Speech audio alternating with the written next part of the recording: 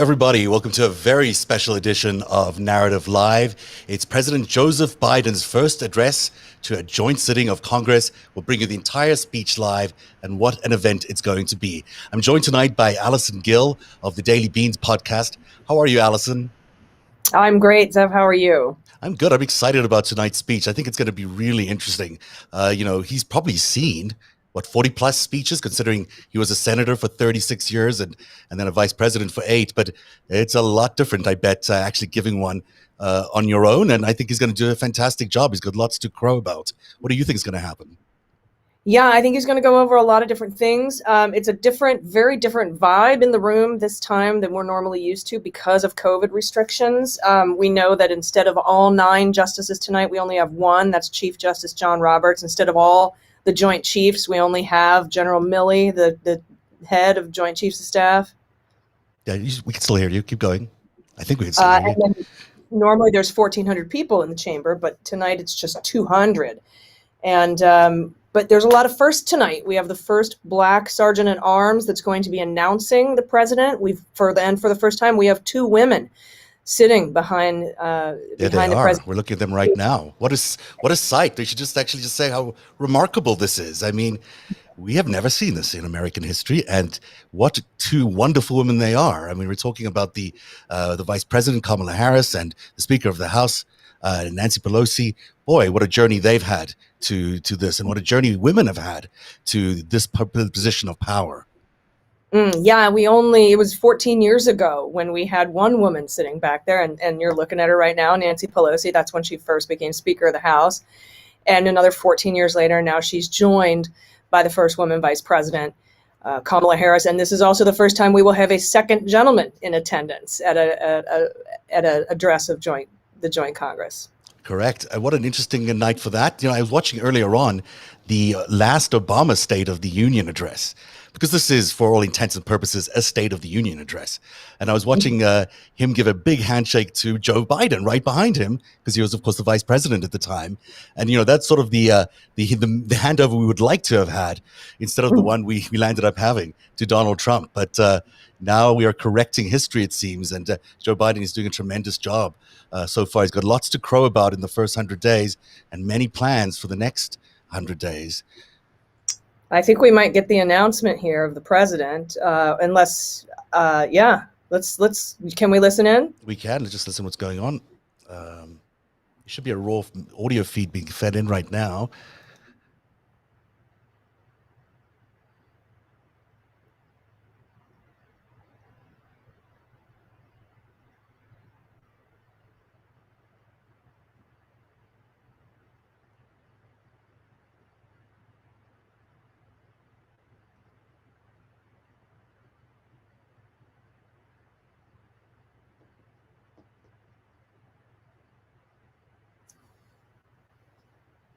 I don't think are you hearing that?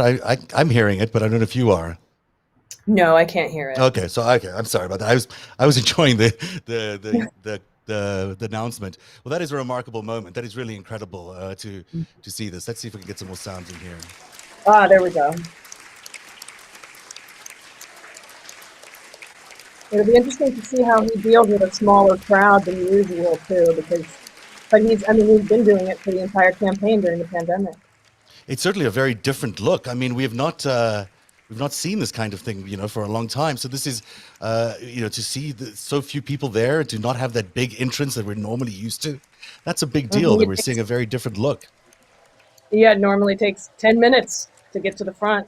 Yeah, and it's normally 1,600 people in there. There's not 1,600 people there at all this time. So 200. Yeah, what a difference. Look at that. What a very unusual feel. So he's handing over a copy of the speech now.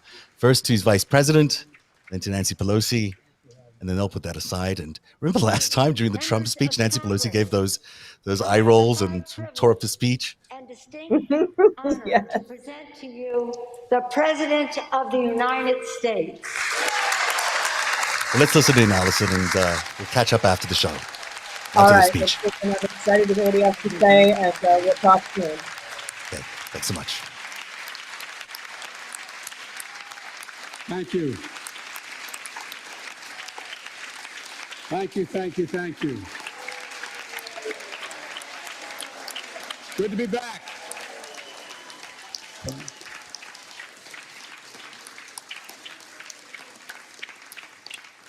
Mitch and Chuck will understand it's good to be almost home.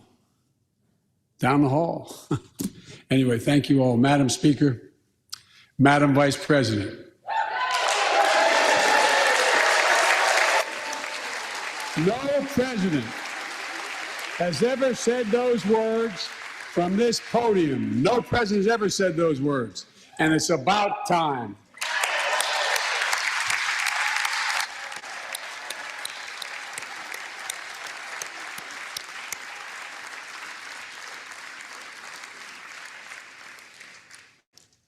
First Lady, I'm her husband. Second Gentleman, Chief Justice, members of the United States Congress and the Cabinet, distinguished guests, my fellow Americans. While the setting tonight is familiar, this gathering is just a little bit different. Reminder of the extraordinary times we're in. Throughout our history, presidents have come to this chamber to speak to Congress, to the nation, and to the world, to declare war, to celebrate peace, to announce new plans and possibilities. Tonight, I come to talk about crisis and opportunity, about rebuilding the nation, revitalizing our democracy, and winning the future for America. I stand here tonight, one day shy of the 100th day of my administration. 100 days since I took the oath of office and lifted my hand off our family Bible and inherited a nation, we all did, that was in crisis. The worst pandemic in a century, the worst economic crisis since the Great Depression, the worst attack on our democracy since the Civil War. Now, after just 100 days, I can report to the nation, America is on the move again.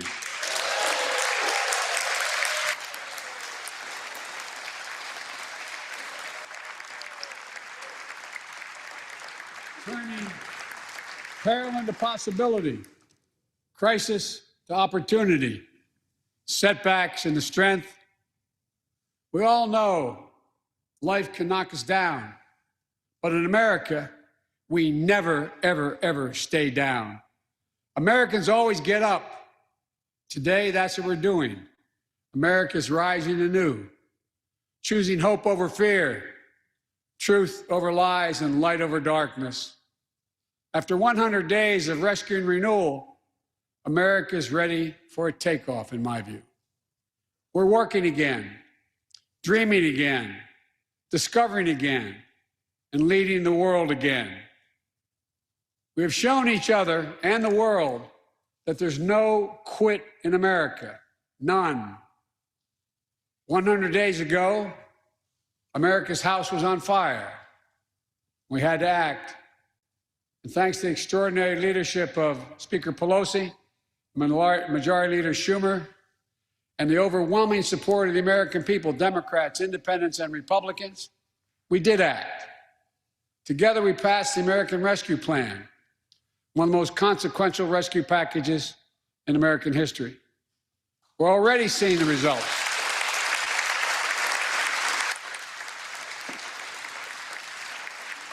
We're already seeing the results.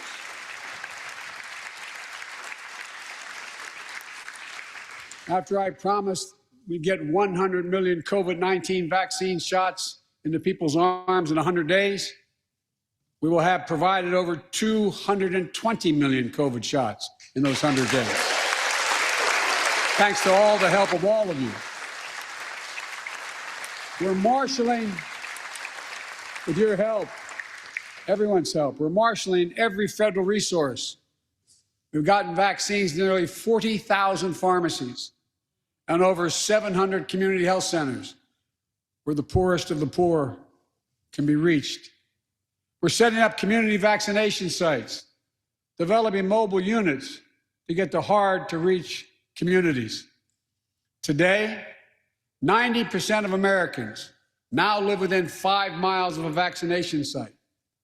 Everyone over the age of 16, everyone is now eligible to get vaccinated right now, right away. Go get vaccinated, America. Go and get the vaccination. They're available. You're eligible now.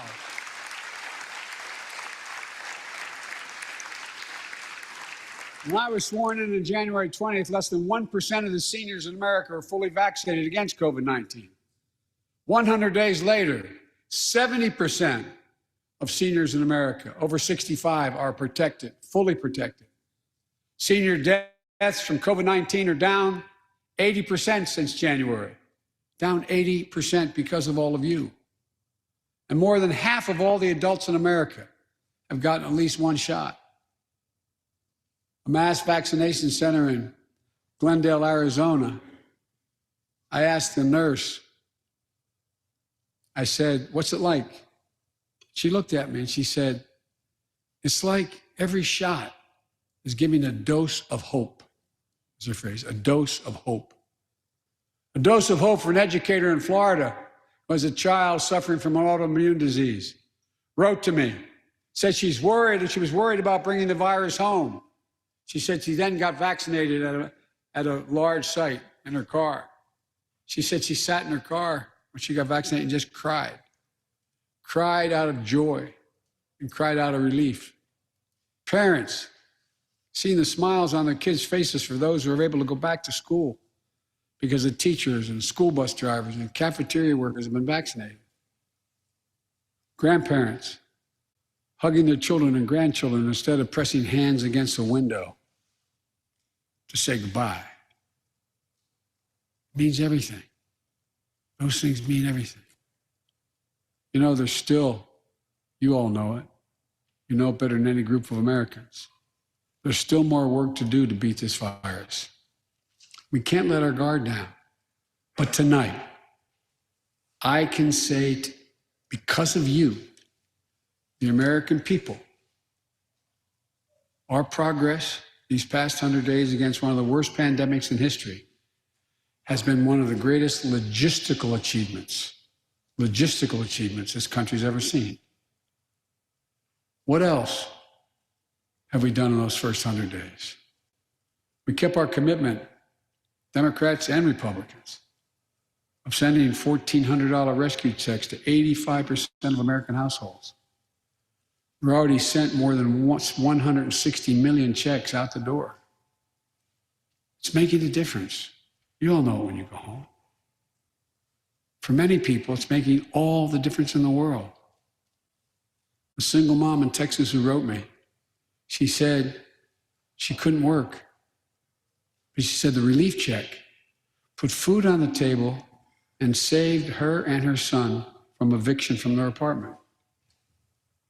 A grandmother in Virginia who told me she immediately took her granddaughter to the eye doctor, something she said she put off for months because she didn't have the money.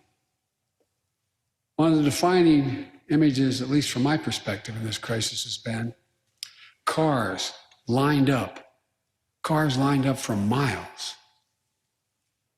And not people just barely able to start those cars, nice cars, lined up for miles, waiting for a box of food to be put in their trunk. I don't know about you, but I didn't ever think I'd see that in America. And all of this is through no fault of their own, man. No fault of their own, these people are in this position. That's why the rescue plan is delivering food and nutrition assistance to millions of Americans facing hunger. And hunger is down sharply already. We're also providing rental assistance. You all know this. But the American people, I want to make sure they understand. Keeping people from being evicted from their homes. Providing loans to small businesses that reopen and keep their employees on the job. During these 100 days, an additional 800,000 Americans enrolled in the Affordable Care Act when I established a special sign-up period to do that. 800,000 in that period.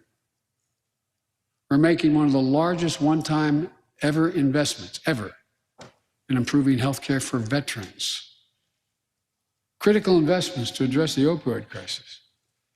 And maybe most importantly, thanks to the American Rescue Plan, we're on track to cut child poverty in America in half this year.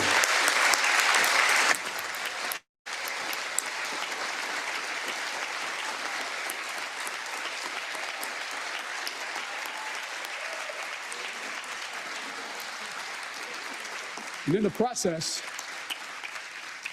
while this was all going on, the economy created more than 1,300,000 new jobs in 100 days. More jobs in the first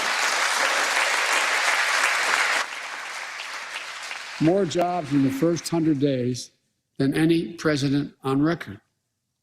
The International Monetary Fund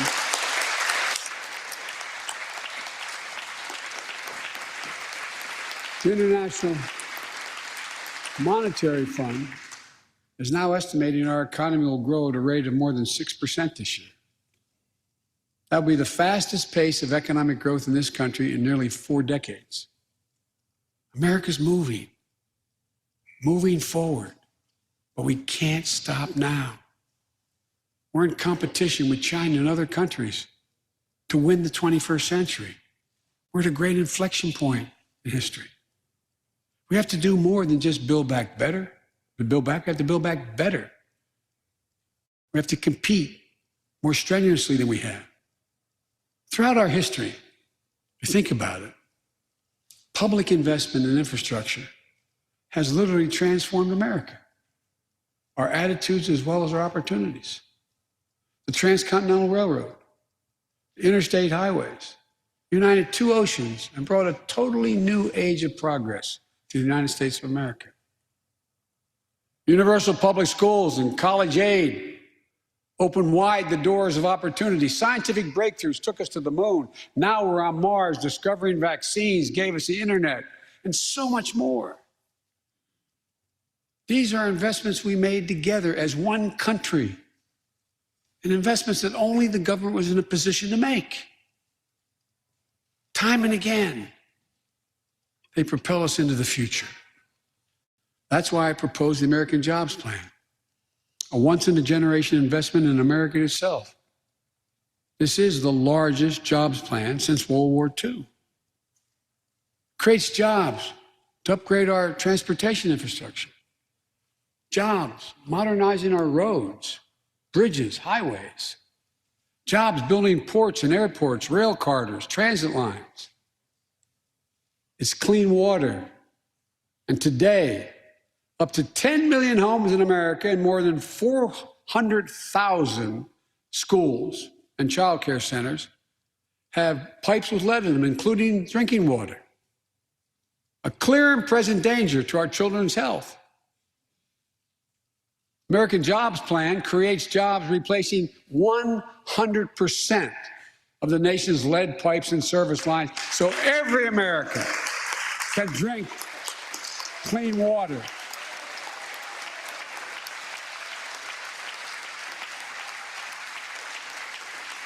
And in the process, it will create thousands and thousands of good-paying jobs. It creates jobs connecting every American with high-speed internet, including 35% of the rural America that still doesn't have it. It's going to help our kids and our businesses succeed in the 21st century economy.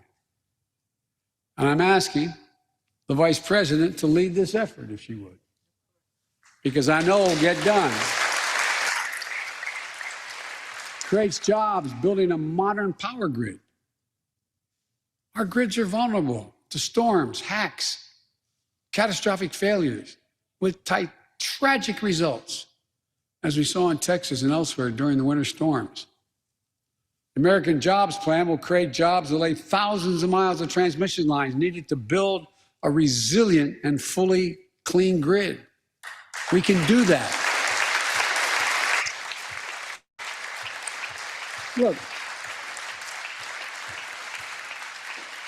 the American Jobs Plan will help millions of people get back to their jobs and back to their careers. 2 million women have dropped out of the workforce during this pandemic. 2 million. And too often because they couldn't get the care they needed to care for their child or care for an elderly parent who needs help. 800,000 families are on the Medicare waiting list right now to get home care for their aging parent or loved one with disability. If you think it's not important, check out in your own district, Democrat or Republican. Democrat or Republican voters. Their great concern, almost as much as their children, is taking care of an elderly loved one who can't be left alone. Medicaid contemplated it, but this plan is going to help those families and create jobs for our caregivers with better wages and better benefits, continuing a cycle of growth. For too long, we've failed to use the most important word when it comes to meeting the climate crisis: jobs. Jobs. Jobs.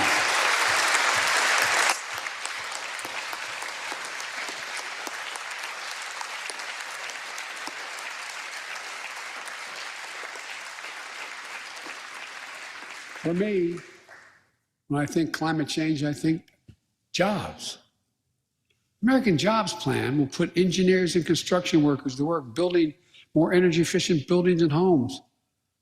Electrical workers, IBEW members installing 500,000 charging stations along our highways so we can own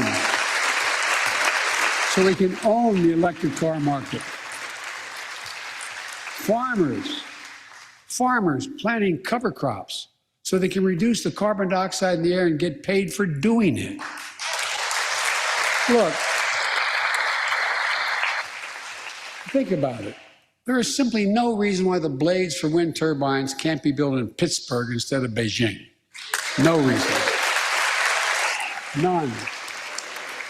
No reason. So, folks, there's no reason why American workers can't lead the world in the production of electric vehicles and batteries. I mean, there is no reason. We have the capacity. We're the brightest, best trained people in the world. The American Jobs Plan is going to create millions of good paying jobs, jobs Americans can raise a family on. As my dad would then say, with a little breathing room. And all the investments in the American Job Plan will be guided by one principle: buy American. Buy American. And I might note parenthetically, that does not violate any trade agreement. It's been the law since the 30s. Buy American. American tax dollars are going to be used to buy American products made in America to create American jobs. That's the way it's supposed to be, and it will be in this administration.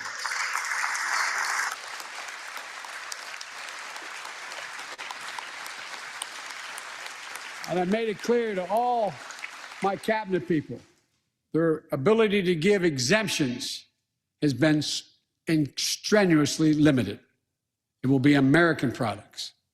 Now, I know some of you at home are wondering whether these jobs are for you. So many of you, so many of the folks I grew up with, feel left behind, forgotten, in an economy that's so rapidly changing. It's frightening. I want to speak directly to you, because you think about it. That's what people are most worried about. Can I fit in? Independent experts estimate the American Jobs Plan will add millions of jobs and trillions of dollars to economic growth in the years to come. It is an 8-year program. These are good paying jobs that can't be outsourced.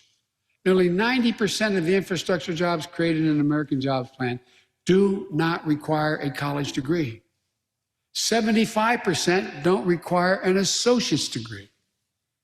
The American Jobs Plan is a blue-collar blueprint to build America. That's what it is.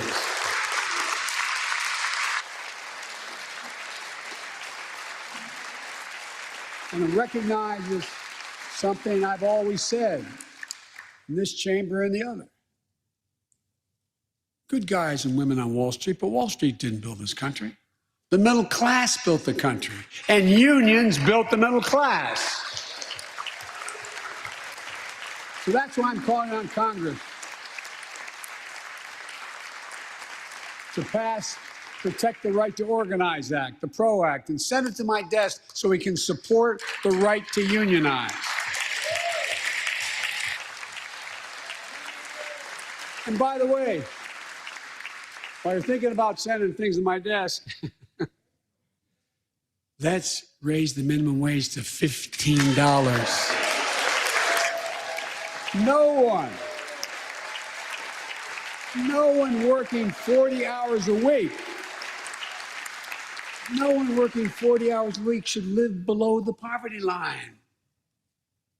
We need to ensure greater equity and opportunity for women. And while we're doing this, let's get the Paycheck Fairness Act to my desk as well. Equal pay. They spent much too long. And if you wonder whether it's too long, look behind me. And finally, American Jobs Plan will be the biggest increase in non-defense research and development on record. We'll see more technological change, and some of you know more about this than I do. We'll see more technological change in the next 10 years than we saw in the last 50. That's how rapidly artificial intelligence and so much more is changing. And we're falling behind the competition with the rest of the world. Decades ago, we used to invest 2% of our gross domestic product in America, 2% of our gross domestic product in research and development. Today, Mr. Secretary, that's less than 1%.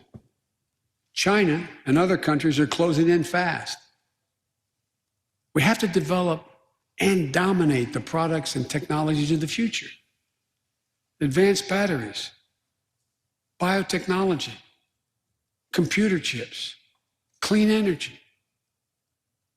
The Secretary of Defense can tell you, and those of you who work in national security issues know, the Defense Department has an agency called DARPA, the Defense Advanced Research Project Agency. The people who set up before I came here, and that's been a long time ago, to develop breakthroughs that enhance our national security. That's their only job. And it's a semi-separate agency. It's under the Defense Department. It's led to everything from the discovery of the internet to GPS and so much more that's enhanced our security. The National Institute of Health, the NIH, I believe, should create a similar advanced research projects agency for health. And here's what it would do. It would have a singular purpose: to develop breakthroughs to prevent, detect, and treat diseases like Alzheimer's, diabetes, and cancer. I'll still never forget when we passed the cancer proposal in the last year I was vice president. Almost $9 million going to NIH. They've excused the point of personal privilege. I'll never forget you standing, Mitch, and saying, "Name it after my deceased son." It meant a lot. But so many of us have deceased sons, daughters, and relatives who died of cancer. I can think of no more worthy investment. I know of nothing that is more bipartisan. So let's end cancer as we know it. It's within our power. It's within our power to do it.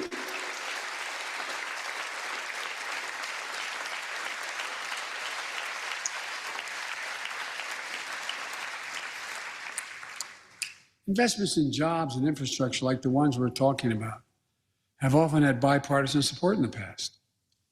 Vice President Harris and I met regularly in the Oval Office with Democrats and Republicans and discussed the jobs plan. And I applaud a group of Republican senators who just put forward their own proposal. So let's get to work.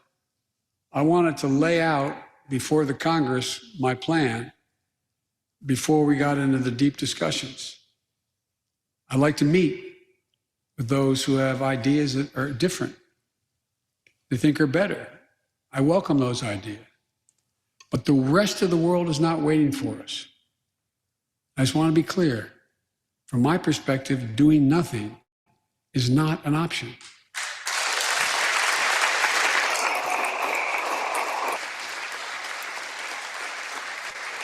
Look, we can't be so busy competing with one another that we forget the competition that we have with the rest of the world to win the 21st century. Secretary Blinken can tell you, I spent a lot of time with President Xi. Traveled over 17,000 miles with him.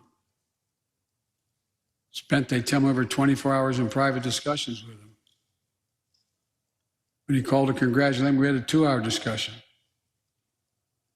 He's deadly earnest about becoming the most significant, consequential nation in the world. He and others,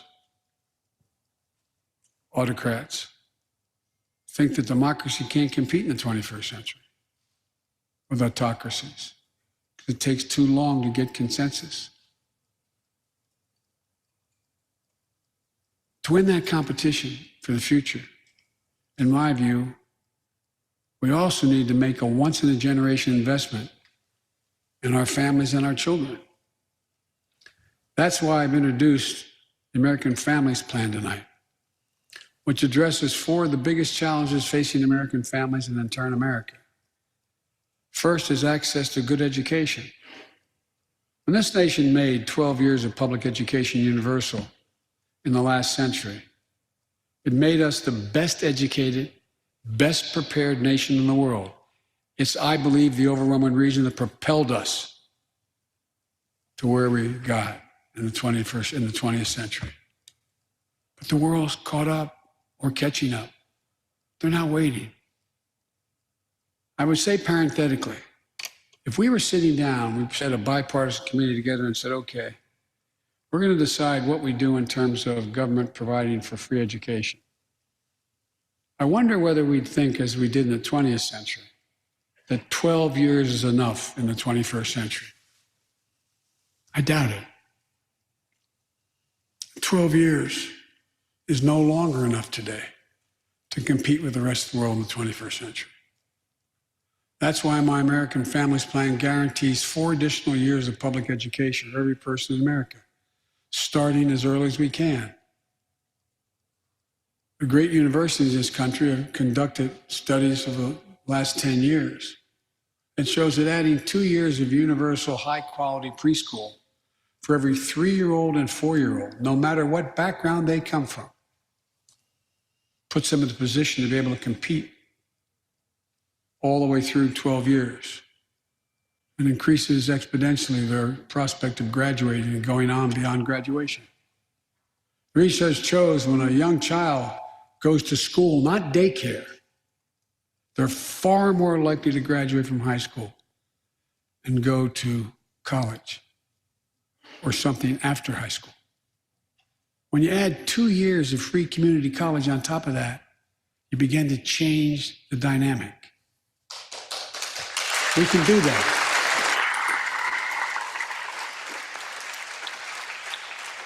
And we'll increase Pell Grants and invest in historical Black colleges and universities, tribal colleges, minority-serving institutions. The reason is they don't have the endowments. But their students are just as capable of learning about cybersecurity, just as capable of learning about metallurgy, all the things that are going on that provide those jobs of the future. Jill is a community college professor who teaches today as First Lady. She's long said,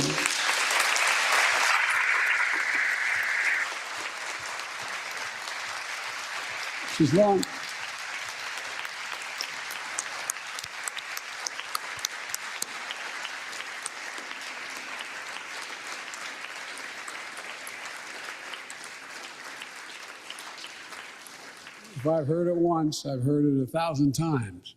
Joe, Any country that out-educates us is going to outcompete us. She'll be deeply involved in leading this effort. Thank you, Jill.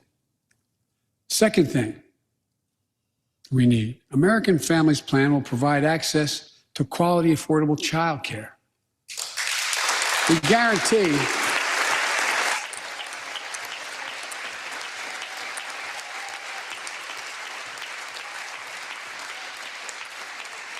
what I'm proposing in legislation, we guarantee that low and middle income families will pay no more than 7% of their income for high quality care for children up to the age of 5. The most hard pressed working families won't have to spend a dime. Third, the American Families Plan will finally provide up to 12 weeks of paid leave and medical leave, family and medical leave. We're one of the few industrial countries in the world. No one should have to choose between a job and a paycheck or taking care of themselves and their loved ones or parent or spouse or child. And fourth, the American Family Plan puts directly into the pockets of millions of Americans. In March, we expanded tax credit for every child in a family, up to $3,000 per child if you're under 6 years of age. Over 6 years of age. And $3,600 for children over 6 years of age. With 2 parents, 2 kids, that's $7,200 in the pockets that are going to help take care of your family. And that will help more than 65 million children and help cut child care poverty in half. And we can afford it. So we did that in the last piece of legislation we passed. But let's extend that child care tax credit at least through the end of 2025.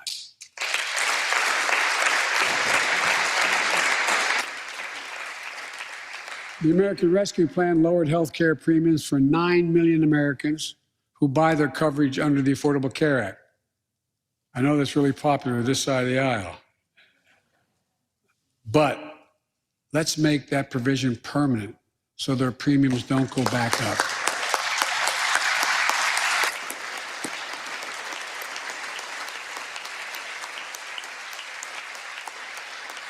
In addition to my family's plan, I'm going to work with Congress to address this year other critical priorities for American families. The Affordable Care Act has been a lifeline for millions of Americans, protecting people with pre-existing conditions, protecting women's health. And the pandemic has demonstrated how badly it's needed. Let's lower deductibles for working families on the Affordable Care Act. And let's lower prescription drug costs. We know how to do this.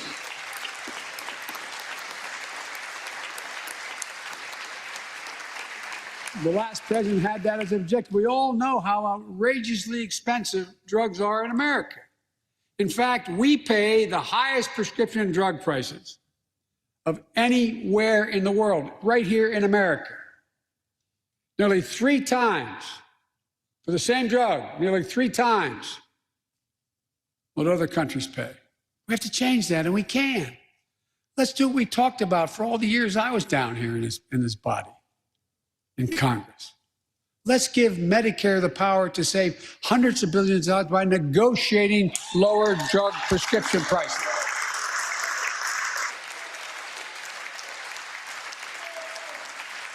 And by the way, it won't just help people on Medicare. Lower prescription drug costs for everyone. And the money we save, which is billions of dollars, can go to strengthen the Affordable Care Act and expand Medicare coverage benefits without costing taxpayers an additional penny. It's within our power to do it. Let's do it now.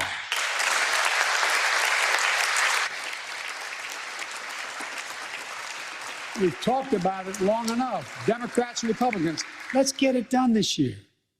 This is all about a simple premise. Health care should be a right, not a privilege in America.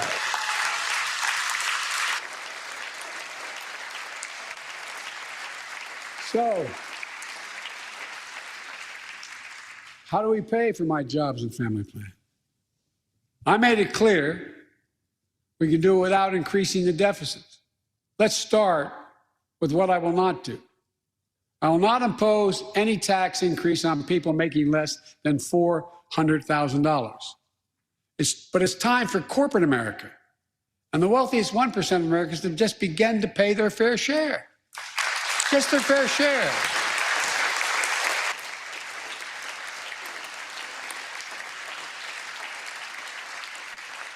Sometimes I have arguments with my friends in the Democratic Party. I think you should be able to become a billionaire and a millionaire, but pay your fair share. A recent study shows that 55 of the nation's biggest corporations paid zero federal tax last year. Those 55 corporations made in excess of $40 billion in profit. A lot of companies also evade taxes through tax havens in Switzerland and Bermuda and the Cayman Islands. And they benefit from tax loopholes and deductions for offshoring jobs and shifting profits overseas. It's not right. We're going to reform corporate taxes so they pay their fair share and help pay for the public investments their businesses will benefit from as well.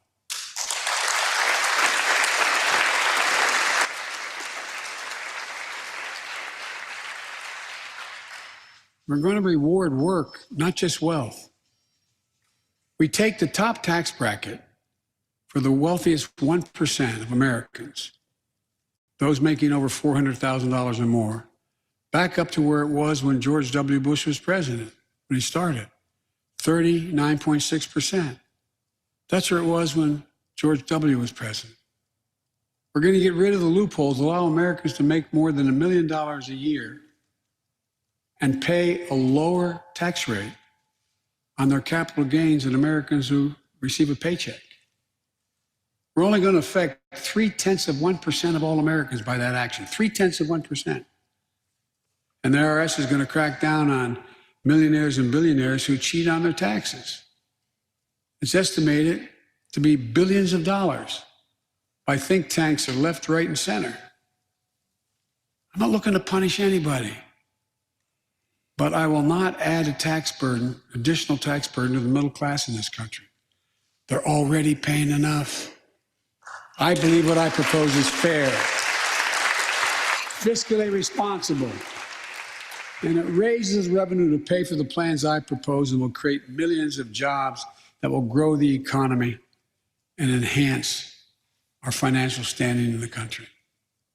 When you hear someone say, they don't want to raise taxes on the wealthiest 1% or corporate America, ask them, whose taxes you want to raise? Instead, who's they going to cut? Look, the big tax cut of 2017. Remember, it was supposed to pay for itself. That was how it was sold. And generate vast economic growth. Instead, it added $2 trillion to the deficit. It was a huge windfall for corporate America and those at the very top. Instead of using the tax saving to raise wages and invest in research and development, it poured billions of dollars into the pockets of CEOs. In fact, the pay gap between CEOs and their workers is now among the largest in history. According to one study, CEOs make 320 times what the average worker in their corporation makes. Used to be below 100. The pandemic has only made things worse. 20 million Americans lost their job in the pandemic, working and middle-class Americans. At the same time, roughly 650 billionaires in America saw their net worth increase by more than $1 trillion in the same exact period. Let me say it again. 650 people increased their wealth by more than $1 trillion during this pandemic. And they're now worth more than $4 trillion. My fellow Americans, trickle down. Trickle down economics has never worked. And it's time to grow the economy from the bottom and the middle out.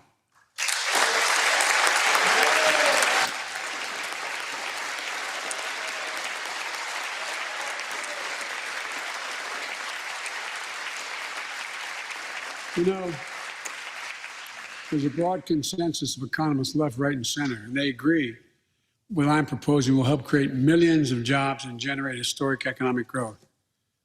These are among the highest values investments we can make as a nation. I've often said our greatest strength is the power of our example, not just the example of our power. In my conversations with world leaders, and I've spoken to over 38, 40 of them now, I've made it known that America's back. And you know what they say? The comment I hear most of all from them? So they say, we see America's back, but for how long? But for how long? My fellow Americans, we have to show not just that we're back, but that we're back to stay, and that we aren't going to go alone. We're going to do it by leading with our allies. No one nation can deal with all the crises of our time, from terrorism to nuclear proliferation, mass migration, cybersecurity, climate change, as well as what we're experiencing now, the pandemics. There's no wall high enough to keep any virus out. And our own vaccine supply, as it grows to meet our needs, and we're meeting them, will become an arsenal for vaccines for other countries, just as America is an arsenal for democracy for the world, and in consequence, influence the world. But every American will have access before that occurs. Every American will have access to be fully covered by COVID-19 from the vaccines we have. Look, the climate crisis is not our fight alone, it's a global fight. The United States accounts, as all of you know, less than 15% of carbon emissions. The rest of the world accounts for 85%. That's why I kept my commitment to rejoin the Paris Accord, because if we do everything perfectly, it's not going to only matter.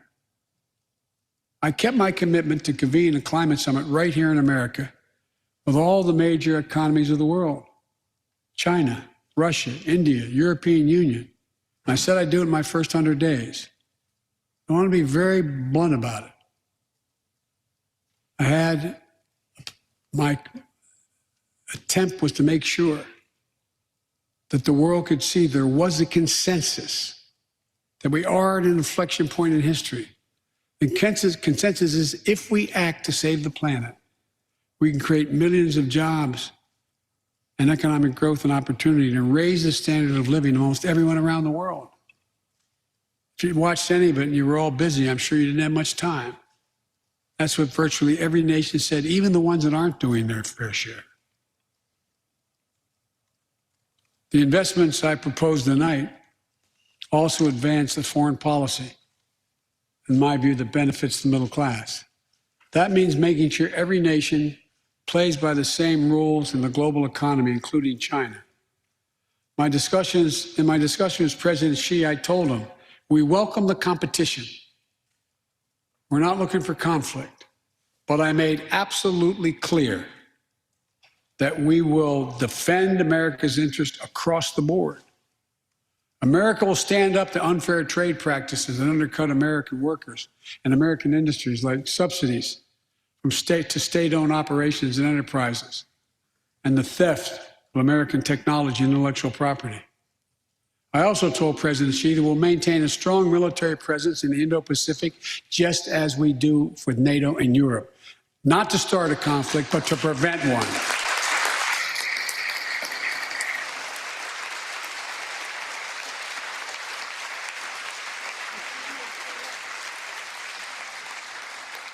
I told them what I said to many world leaders, that America will not back away from our commitments, our commitment to human rights and fundamental freedoms, and to our alliances. And I pointed out to him, no responsible American president could remain silent when basic human rights are being so blatantly violated. An American president has to represent the essence of what our country stands for. America is an idea, the most unique idea in history. We are created, all of us, equal. It's who we are.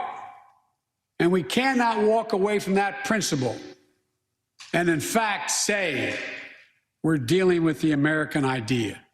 With regard to Russia, I know it concerns some of you, but I made very clear to Putin that we're not going to seek escalation,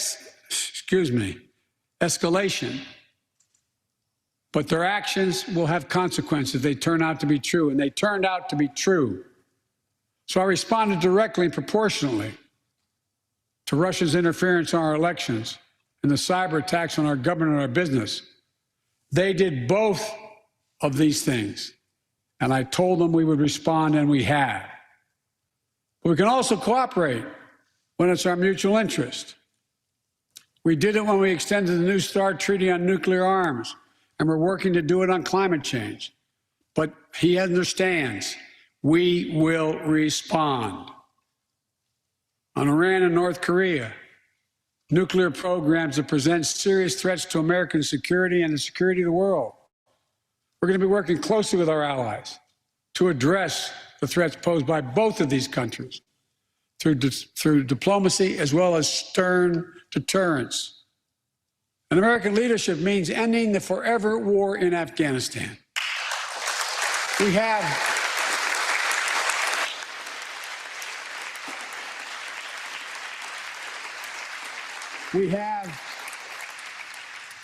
without hyperbole, the greatest fighting force in the history of the world. I'm the first president in 40 years who knows what it means to have a son serving in a war zone. Today, we have service members serving in the same war zone as their parents did. We have service members in Afghanistan who are not yet born on 9/11. The war in Afghanistan, as we remember the debates here, were never meant to be multi-generational undertakings of nation building. We went to Afghanistan to get the terrorists who attacked us on 9/11.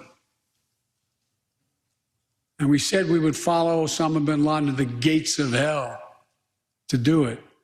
If you've been in the upper Konar Valley, you've kind of seen the gates of hell. And we delivered justice to bin Laden. We degraded the terrorist threat of al-Qaeda in Afghanistan. And after 20 years of valor, and sacrifice, it's time to bring those troops home. Look,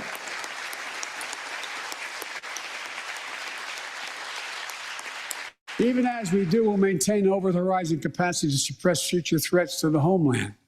Make no mistake, in 20 years, terrorism has metastasized. The threat has evolved way beyond Afghanistan. Those of you in the intelligence committees, the foreign relations committee, defense committees, you know well, we have to remain vigilant against the threats to the United States wherever they come from. Al-Qaeda and ISIS are in Yemen, Syria, Somalia, other places in Africa, in the Middle East, and beyond. And we won't ignore what our intelligence agencies have determined to be the most lethal terrorist threat to the homeland today. White supremacy is terrorism. We're not going to ignore that either. My fellow Americans, look, we have to come together to heal the soul of this nation. It was nearly a year ago before her father's funeral when I spoke with Gianna Floyd, George Floyd's young daughter. She's a little tyke, so I was kneeling down to talk to her so I could look her in the eye. She looked at me, she said, "My daddy changed the world." Well, after the conviction of George Floyd's murderer, we can see how right she was if we have the courage to act as a Congress. We've all seen the knee of injustice on the neck of Black Americans. Now's our opportunity to make some real progress. The vast majority of men and women wearing a uniform and a badge serve our communities, and they serve them honorably. I know them. I know they want.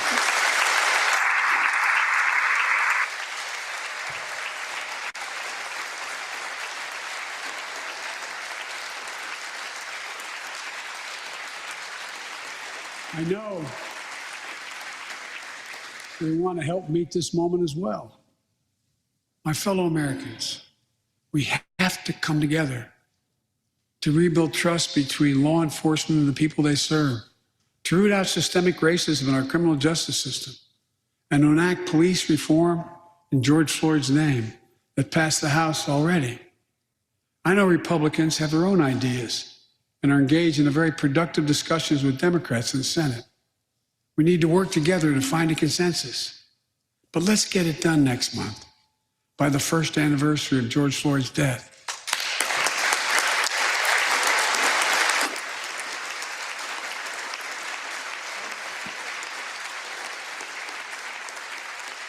The country supports this reform, and Congress should act. We have a giant opportunity to bend the arc of the moral universe toward justice, real justice. And with the plans outlined tonight, we have a real chance to root out systemic racism that plagues America and American lives in other ways. A chance to deliver real equity, good jobs, good schools, affordable housing, clean air, clean water, being able to generate wealth and pass it down through generations because you have an access to purchase a house. Real opportunities in the lives of more Americans, Black, white, Latino, Asian Americans, Native Americans. Look, I also want to thank the United States Senate for voting 94-1 to pass the COVID-19 Hate Crimes Act to protect Asian American and Pacific Islanders. You acted decisively. You can see on television the viciousness of the hate crimes we've seen over the past year and for too long. I urge the House to do the same and send that legislation to my desk, which I will gladly, anxiously sign. I also hope Congress will get to my desk the Equality Act to protect LGBTQ Americans. For all transgender Americans watching at home, especially young people, you're so brave. I want you to know your president has your back. Another thing, let's authorize the Violence Against Women Act, which has been law for 27 years.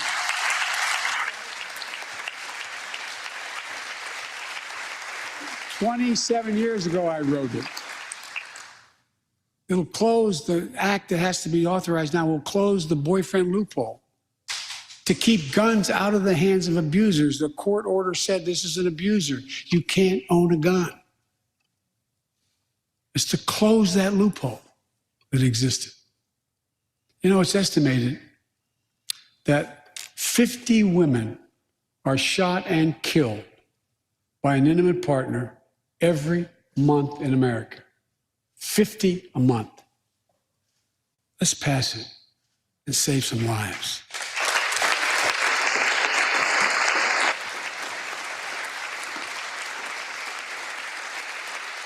And I need not tell anyone this, but gun violence has become an epidemic in America. The flag at the White House was still flying at half-mast for the 8 victims of the mass shooting in Georgia, when 10 more lives were taken in a mass shooting in Colorado.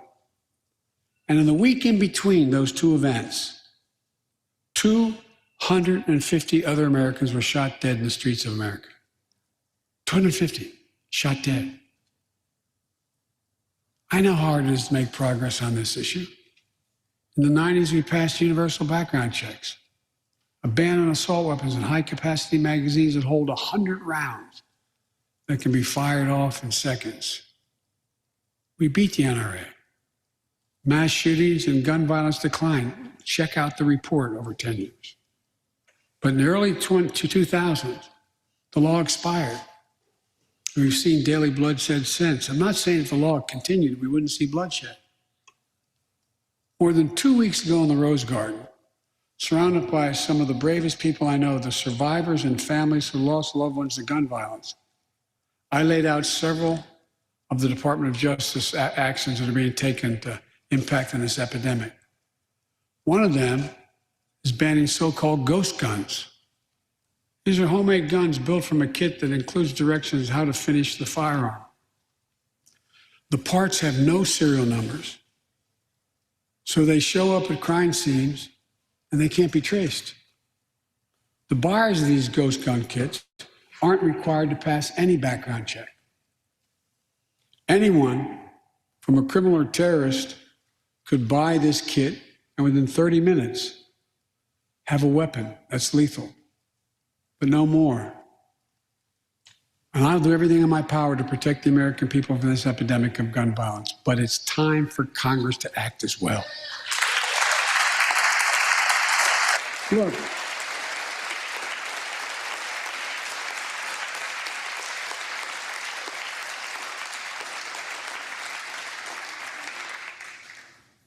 I don't want to become confrontational, but we need more Senate Republicans to join the overwhelming majority of Democratic colleagues and close the loopholes required in background check purchases of guns. We need a ban on assault weapons and high-capacity magazines. And don't tell me it can't be done. We did it before and it worked. Talk to most responsible gun owners and hunters. They'll tell you there's no possible justification for having 100 rounds in a weapon. What do you think, deer wearing Kevlar vests? They'll tell you that there are too many people today who are able to buy a gun, but shouldn't be able to buy a gun. These kinds of reasonable reforms have overwhelming support from the American people, including many gun owners. The country supports reform, and Congress should act. This shouldn't be a red or blue issue. And no amendment to the Constitution is absolute. You can't yell fire in a crowded theater. From the very beginning, there were certain guns, weapons, that could not be owned by Americans. Certain people could not own those weapons ever. We're not changing the Constitution. We're being reasonable. I think this is not a Democrat or Republican issue. I think it's an American issue. And here's what else we can do. Immigration has always been essential to America. Let's end our exhausting war over immigration. For more than 30 years, politicians have talked about immigration reform, and we've done nothing about it. It's time to fix it. On day one of my presidency, I kept my commitment and sent a comprehensive immigration bill to the United States Congress. If you believe we need to secure the border, pass it because it has a lot of money for high-tech border security. If you believe in a pathway to citizenship, pass it. It's over 11 million undocumented folks, the vast majority of here overstaying visas. Pass it. We can actually, if you actually want to solve a problem, I've sent a bill to take a close look at it. We also have to get at the root problem of why people are fleeing, particularly to our southern border from Guatemala, Honduras, and El Salvador. The violence, the corruption, the gangs, the political instability, hunger, hurricanes, earthquakes, natural disasters. When I was president, when I was vice president, the president asked me to focus on providing help needed to address the root causes of migration. And it helped keep people in their own countries instead of being forced to leave. The plan was working, but the last administration decided it was not worth it. I'm restoring the program and asked Vice President Harris to lead our diplomatic effort to take care of this. I have absolute confidence she'll get the job done. Now look, if you don't like my plan, let's at least pass what we all agree on.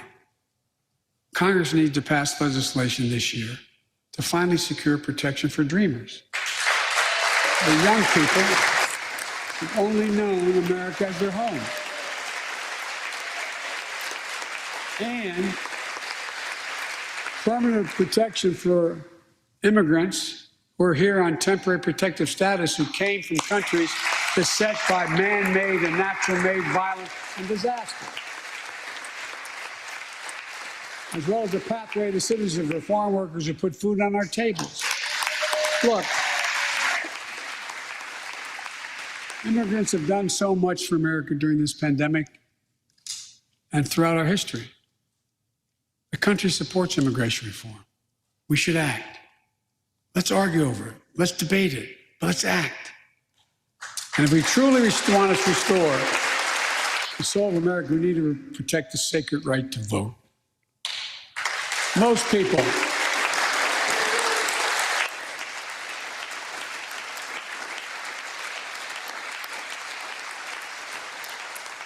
More people voted in the last presidential election than any time in American history, in the middle of the worst pandemic ever. It should be celebrated. Instead, it's being attacked. Congress should pass H.R. 1 and the John Lewis Voting Rights Act and send it to my desk right away. The country supports it, and Congress should act now. Look, in conclusion, as we gather here tonight, the image of a violent mob assaulting this Capitol, desecrating our democracy, remain vivid in all our minds. Lives were put at risk, many of your lives. Lives were lost. Extraordinary courage was summoned. The insurrection was an existential crisis, a test of whether our democracy could survive, and it did. But the struggle is far from over. The question of whether our democracy will long endure is both ancient and urgent. As old as our republic, still vital today.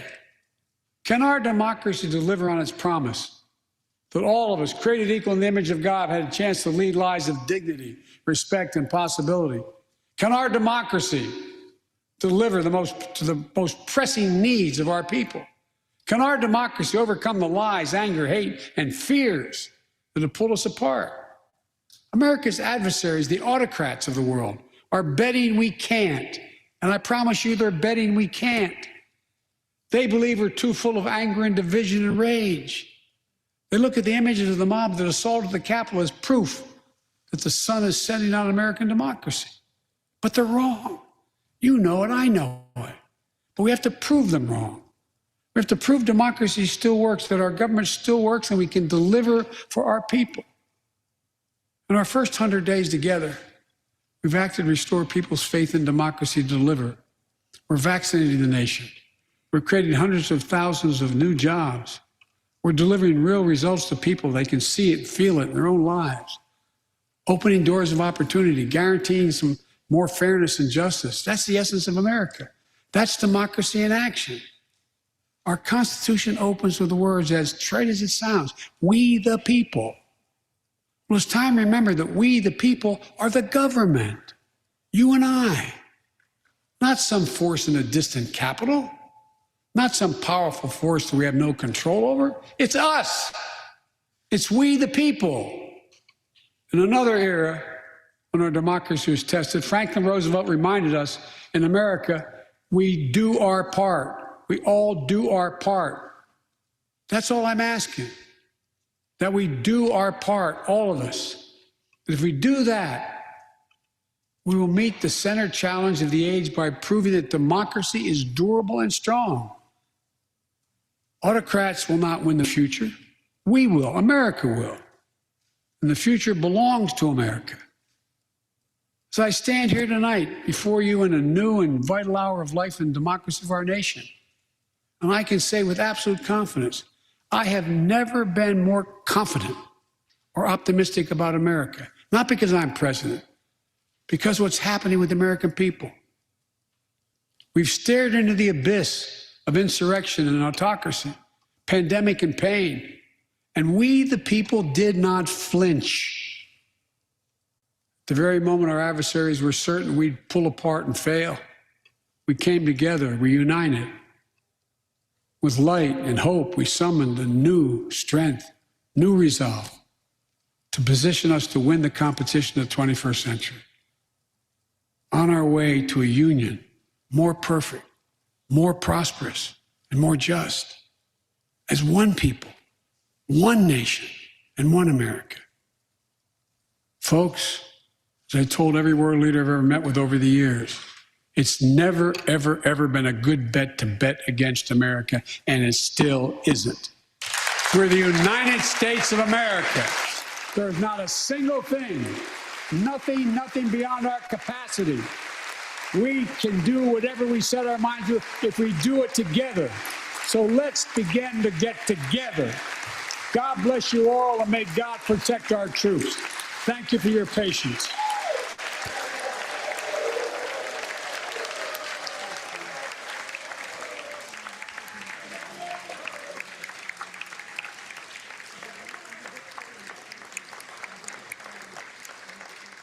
Thank you. Thank you.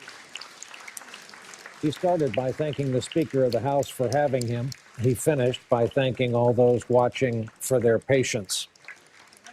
No one yelled, "You lie." The Speaker didn't rip up the speech on.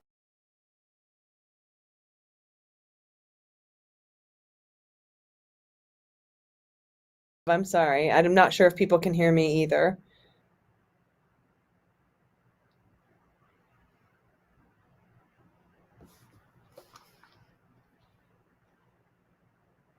Let's try this. How's that? Now you can hear me. Did I blow Now I your ears off? I'm sorry. I'm so sorry about that. One of these days I'll figure out the system. It's actually this is a quite a complicated setup to try to get all of this together. So I'm glad we got the speech out well, and what an incredible speech it was. What was your Yeah. takeaway?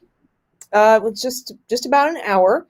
I thought it was really well organized. He started out with his three big pieces of legislation: the one we've already passed, American Rescue Plan; the one they're working on now, the American Jobs Plan; and then, of course, finished up with the American Families Plan, and sprinkled all throughout there all the other things he wants to accomplish, which we can go over in a little more detail. Yeah. But wrapped it up with, the autocrats are betting against us. And we looked autocracy and insurrection and a pandemic in the face, and we didn't flinch, he said there at the end. And I thought that him tying autocracy into and putting it in stark contrast to the America that he's planning and trying to rebuild, I think was really effective.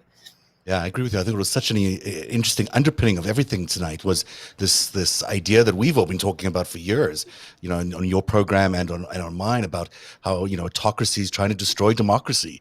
And he for the first time really outlined to the American people what that really looks like and what that means, with the actual examples of what Xi might be doing and how dogged he is about his determination to defeat America. And that's why he's presented all these policies that are so important to defeating that effort to destroy democracy. So even though a lot of people say it's really expensive and how are we going to pay for it, it's almost like, how can you afford not to do it? Because there's such important policies. And I thought the American Families Plan that you touched on there is transformational. I mean, maybe you want to talk a little bit more about that. I thought there was just an incredible plan with huge potential to change America.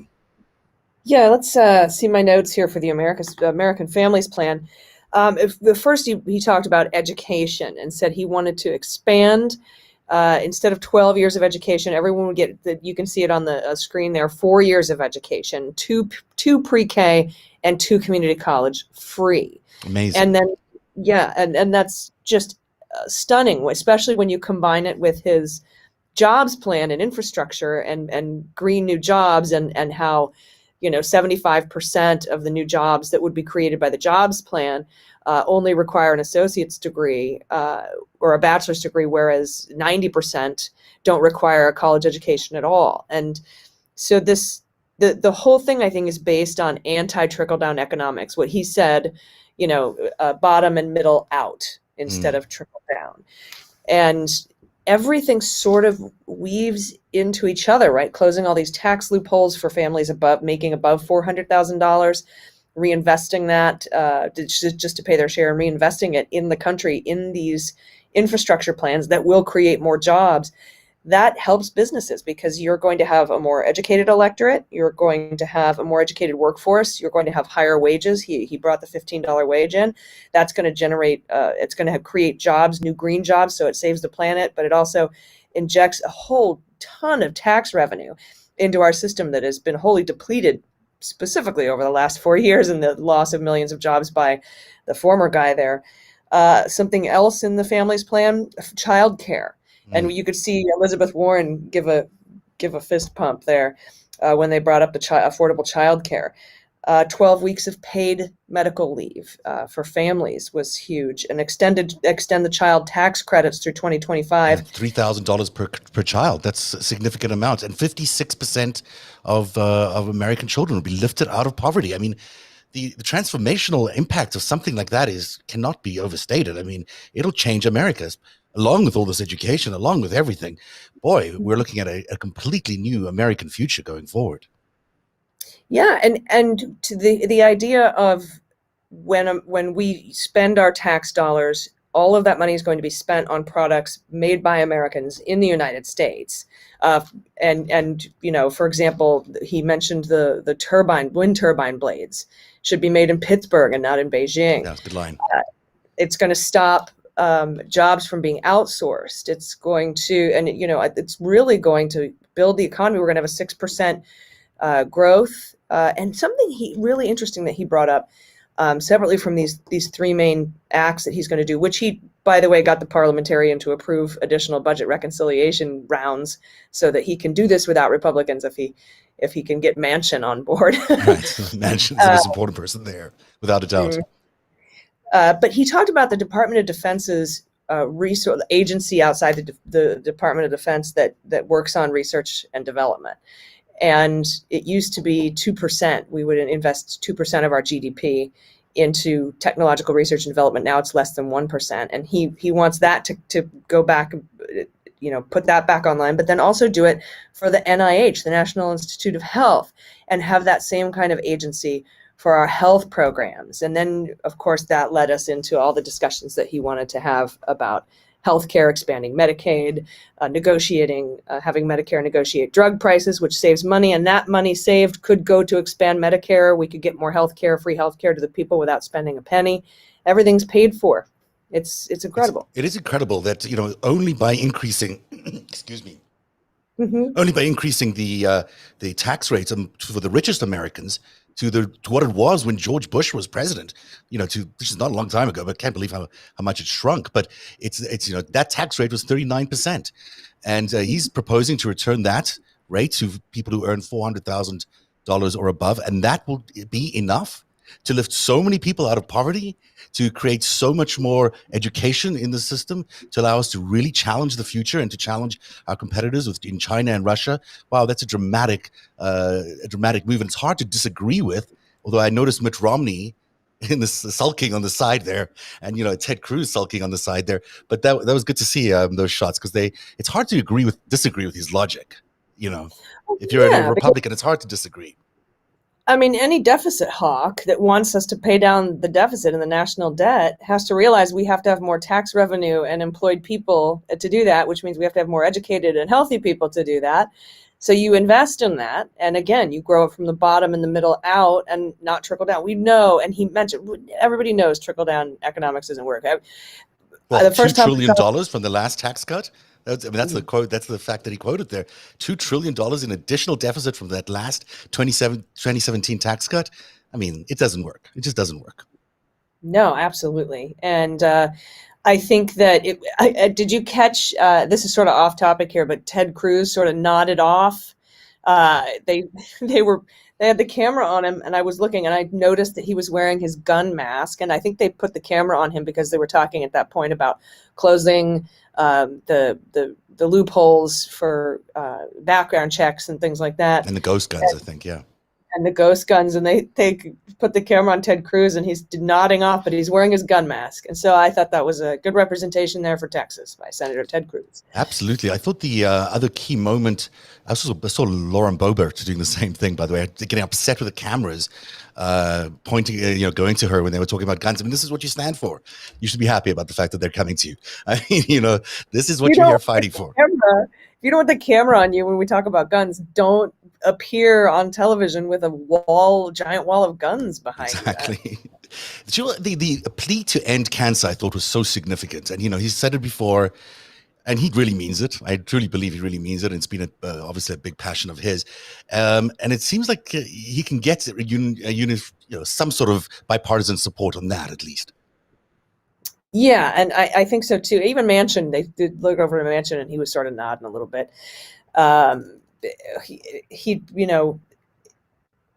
We've tried this before and it's failed, particularly on the background check stuff. But one other thing that, on a personal note, that I noticed, and Zev, you can tell me if you've thought of this too.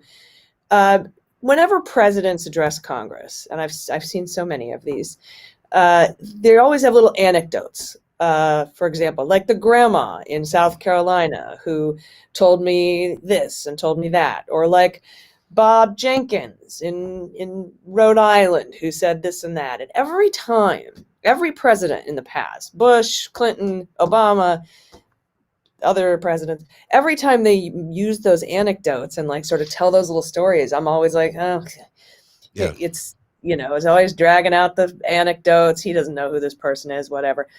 But with Biden, I truly believe he probably not only knows these people, but probably spent a bunch of time talking to them and listening to what they had to say. Like, that was the first time I found those little anecdotes believable. They didn't stand out to me as cringeworthy.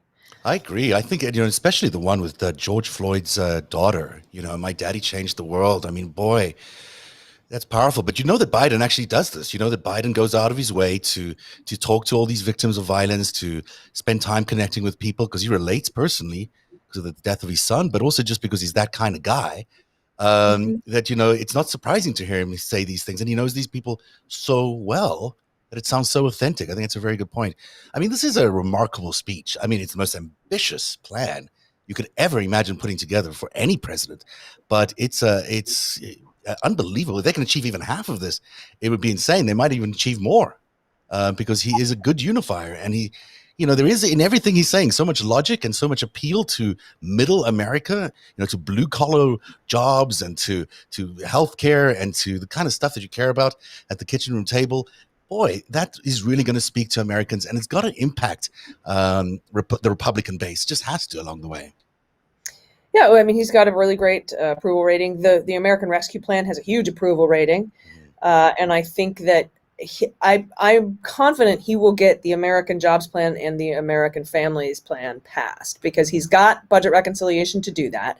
He might have to water it down a little bit for Manchin and Sinema, but that's far easier than trying to get 10 Republicans to come on board. But I tell you what, and I mentioned this in my other podcast today when I was talking to Andrew Torres, just the fact that a group of Republicans came to the White House to discuss the infrastructure plan, the American Jobs Plan, and brought in with them a $600 billion proposal.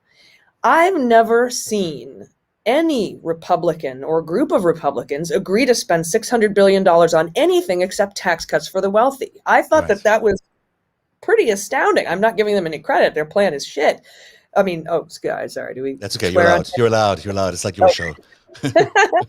But just to see any Republican who's, as what do they say in Shawshank, whose asshole doesn't close watertight as a frog when you ask him for money. I hadn't heard that, but there you go. That's interesting. I was like, okay, well, I mean, that's how you do it, right? You go big, and then you see if anybody will meet you anywhere. We're going to be able to do this without the Republicans through budget reconciliation, both of these two huge pieces of legislation, probably by the end of this fiscal year, which ends the end of September. And that alone, if they just do that, that's intense and amazing. But there's so many other, important things that cannot get passed through budget reconciliation. And we know we don't have the votes to eliminate the filibuster that we're going to have to push for. And we'll have to see if Manchin and Sinema, if we can get the Republicans to say no enough to common sense gun legislation, the Equality Act, things that everybody wants, closing the gun loophole, background checks, immigration reform. If we can get the Republicans to say no enough, which they will, by the way, every single time they'll say no, then maybe Manchin and Sinema will be like, all right, let's kill the filibuster for Voting Rights Acts bills. Yeah, he might be able to do it without it. He might be able to do it without killing the filibuster. I think that there is an appeal that he has to his Republican senators or to the Republican senators where he might be able to get away with some of this. And the focus on China is such a good one, right? Because Republicans are so hawkish in that regard that they're not going to be, it's hard for them to argue against it. It's hard for them to argue, for China. They're not going to find themselves doing that. So he's done a really good job at, America needs a foil and America needs an enemy. And he certainly did a great job in identifying China as the key enemy. I'm going to take a quick break. And on the other side of this, LB is going to join us. We're going to talk a little bit about Rudy Giuliani and what happened today, and also about his other comments in the speech about white supremacism. So that's coming up right after the break. Tonight's 100-day special event is brought to you by Helix Sleep. I've heard it from so many people. The one thing that's changed since January is their sleep. Not waking up worrying about what the president might have done or said or tweeted makes the world of a difference. I don't think I had a good solid night's sleep in 4 years. And it wasn't only the president. My 10-year-old mattress, which started life as a 12-inch foam mattress, had shrunk to an 8-inch mattress, and getting out of bed was often more of a slide than a bounce. It was time for a new mattress. Helix Sleep has a quiz that takes just 2 minutes to complete and matches your body type and sleep preferences to the perfect mattress for you. Why would you buy a mattress made for somebody else? Changing the course of a country can take a village. Changing the course of your sleep takes a quiz. Helix is offering up to $200 off all mattress orders and 2 free pillows for our listeners at helixsleep.com/narrative. That's the way we spell narrative, NARATIV. That's helixsleep.com/narrative for up to $200 off and 2 free pillows just for you. And we're back. Here's the fabulous LB. Hi, LB. How are you? Hi, I'm okay. I missed you today. I didn't get enough of your time. I know. I'm sorry. It's okay. a little crazy over here. So, I'm sure. But I'm so happy. Allison, hi. Have we It's ever so done video? Have we only ever done audio? I can't figure this out now. We've done this show narrative one time together. We've done. Okay. It was good. It was good. Okay. And now it's time to reunite. So like, I'm glad to have you both here. What did you think of the speech, LB? And then I want to get into Rudy because, I mean, that was such a big news tonight. I know. Well, I got to be honest, guys. I couldn't watch all of it. I am in the middle of a massive thing I'm trying to get off my plate. But I saw enough of it, and I kept it on the background.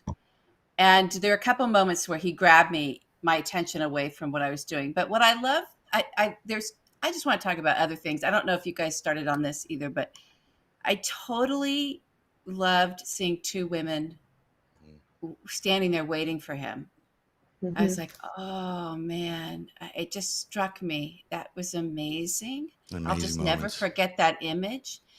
And then, and then it comes Joe and he's like, hey, everybody. Hey, let's do this speech thing. I mean, he just has this energy of, it's someone called it sort of Rockwellian, right? It's just sort of, he's just right there. He's just, he's a folksy guy by nature. He's not trying to affect that at all. He's just kind of Joe, right? And so I thought when the speech began, I was like, oh, he's just Joe-ing it, Hey, we're going to do this. We got this going on, and then this thing over here, and then this thing. Yeah, it was great. It was very relatable. It's very easy. And then, so you almost don't know he's talking about these great big massive things that are just going to turn the nation, I think, for the good. I think we all agree for the good. So I just appreciate a president that is elegant in what he's saying, and it's easy and it's relatable. And you don't have to be a dumb shit reality star in order to get that to assume that personality and allow people to access you. Absolutely. You can actually be a really seasoned politician and know what you're doing and understand your job. And Although a year ago, when we were watching him on the campaign trail, people were like, oh no, he's low energy Joe, right? He wasn't even filling a room. Remember there's 5 stragglers hanging out there. And now, he's just so impressive and so powerful and is so in command. And look at all the stuff on his desk. There's 1,000 policies that he's dealing with. Yeah. And he's got command of each and every one of those things, which certainly the former guy, I try to mind saying his name, Trump, he certainly did no command of any of these. So the contrast is remarkable. I mean, you can't hope for a better contrast. No, you can't. No. And also Trump just stacked everything with, it was a kakistocracy, right? It was just the biggest idiot, the one that will do the most destruction, the person least qualified on the planet, Goomba, got jammed into some big important job and fucked up, whatever institution they were in charge of. Right. That was the plan. That was government. Government. But that's what a Kremlin asset that's born into the underworld of organized crime is going to do. So what do we expect? Speaking of Kremlin assets, Rudy Giuliani. Nice segue. And born into the world of organized crime. Don't forget. There you go. I mean, both of those things. They've been buddies forever. I mean, Yeah. this was a remarkable thing that happened today, and I'm sure the timing was not coincidental, because it was a message, and it was a very clear message. I mean, they're going after these guys, Yeah. and Rudy Giuliani is pretty close to the top, if not the very top, of at least one of those family trees. LB, you've been so much at the forefront of presenting everybody this idea that we were dealing with mobsters here. That must have been a bit of a moment for you. A little bit of a smile must have come to your face thinking about that, and what do you think the implications are for Mr. Rudy Giuliani? Look, Rudy makes me laugh. I'm sorry. I find nothing. I have no empathy for him. I don't have anger. He's just this is the real clownery, the real dumb fuckery of Donald Trump is Rudy Giuliani. And he's a bad dude, you guys. He has been very, very sinister from day one. I probably just in his life, but with respect to that former presidency, people forget Rudy was part of the whole sort of psyop that went on in 2016 of building that alt-right machine in there with Flynn Jr. He was doing that so much so, and he has this cyber security firm, which really, Zeb, I think you and I have talked about before. I think he just had a copy of Promise left over from when he was at the Justice Department. And he's just been, running around the planet selling that to a bunch of gangsters and calling it cybersecurity, right? I mean, this man, he dials with his right ball when his phone is in his pocket. I mean, he's just a mess. He's a mess. His security is a mess. His comms are a mess. I think because he knows the justice system so well, and because he's worked deals on both sides of the fence there at the highest levels, right? Southern District of New York, he did lead that commission trial, right? He did take down the heads of all 5 families of organized crime. How convenient. And then said, Allison and I have laughed about this before, that says, I invented organized crime, right? He's just a mess. But he does understand how to work a deal. He does know how to have leverage over people. He's probably better at that than Donald even. And Donald is kind of really, really good. That's why Donald says he's a deal maker, is that he's just cut so many deals with the Justice Department his whole life, right?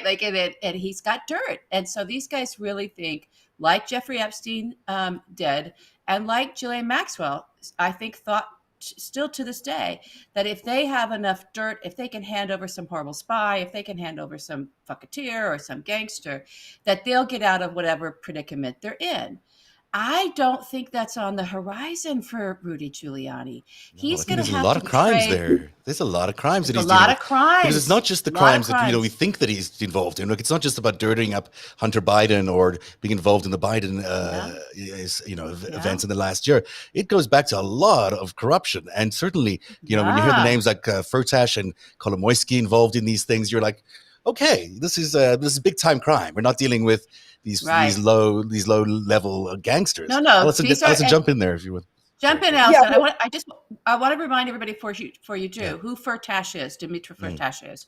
Dimitri Firtash was named by Bill. Oh God, I always forget his last name. Allison, the very low voiced, incredible ambassador that we had in Ukraine. Remember, and he came and testified in the first impeachment in front of Madam Schiss. What was his last name? I'm so sorry, everybody. I forgot. I can't remember. Okay. So while in his first stint over in Ukraine, he actually issued a report on Dmitry Firtash as the money laundering front for Semyon Mogilevich. That is Richardson, I think. No, it's not Bill Richardson. It's whatever. It's one of those names. So don't forget who Firtash is. Firtash is a front man, a money man for the biggest crime syndicate on the planet, right? Coming out of Russia. That's who he is. Yeah. Now, LB, I wanted to ask you, because the people who were targeted in this particular warrant, and that I think it's fascinating, right?